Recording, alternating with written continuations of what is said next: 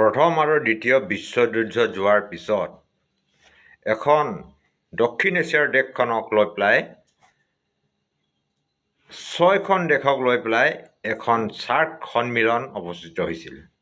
সেই দেশখন আছিল প্ৰথম চাৰ্ক শীৰ্ষ সন্মিলন হৈছিল ঢাকাত, বাংলাদেশত। কিমান চনত? 1985 চনত। তাৰপিছত দ্বিতীয় চাৰ্ক শীৰ্ষ সন্মিলন হৈছিল বেংগালুৰুত, তাৰমানে ভাৰতবৰ্ষত। কিমান চনত? 1986 চনত। তাৰপিছত তৃতীয় চাৰ্ক শীৰ্ষ সন্মিলন হৈছিল ক'ত? ইছলামাবাদ, তাৰমানে পাকিস্তানত, আৰু 1989 চনত। তাৰপিছত পঞ্চম চাৰ্ক শীৰ্ষ সন্মিলন অনুষ্ঠিত হৈছিল মালিত, মানে মালদ্বীপত। কিমান চনত? 1990 চনত। তাৰপিছত চাৰ্কৰ মুখ্য কাৰ্যালয় ক'ত আছিল বুলি প্ৰশ্ন আহিব পাৰে। ক'ত আছিল? নেপালৰ ৰাজধানী কাঠমাণ্ডুত। আচ্ছা, চাৰ্কটো আমি শুনিলোঁ, কিন্তু হোৱাট ইজ চাৰ্ক? চাৰ্ক বুলিলে কি বুজায়? চাৰ্কৰ মূল লক্ষ্য উদ্দেশ্য কি? চাৰ্কৰ মূল লক্ষ্য উদ্দেশ্য হ'ল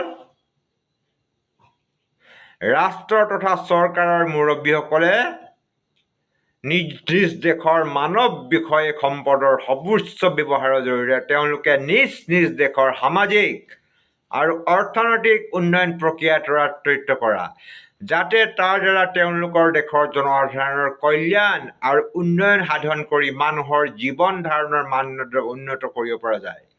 তেওঁলোক এই ক্ষেত্ৰত সচেতন আছিল যে সেই লক্ষ্যত উপনীত হ'বলৈ হ'লে শান্তি আৰু নিৰাপত্তা অপৰিহাৰ্য। আজিকালি আমাৰ পৃথিৱীখন গ্ল'বেল হৈ গৈছে, গ্ল'বেল ইণ্ডিয়া,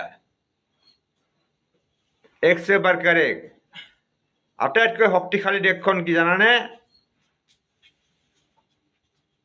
আমেৰিকা, ইংৰাজীত USA, United state of America.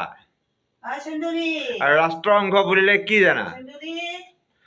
প্ৰথম বিশ্বযুদ্ধ যেতিয়া হ'ল তেতিয়া জাতিসংঘ প্ৰতিষ্ঠা হ'ল, কিন্তু জাতিসংঘ ফেইলাৰ হ'ল। তাৰপিছত আকৌ দ্বিতীয় বিশ্বযুদ্ধ হ'ল। দ্বিতীয় বিশ্বযুদ্ধটো হোৱাৰ পিছত ৰাষ্ট্ৰসংঘ প্ৰতিষ্ঠা হ'ল। আৰু ৰাষ্ট্ৰসংঘৰ মূল উদ্দেশ্য হৈছে গোটেই পৃথিৱীৰ দেশৰ মাজত শান্তি প্ৰতিষ্ঠা কৰা।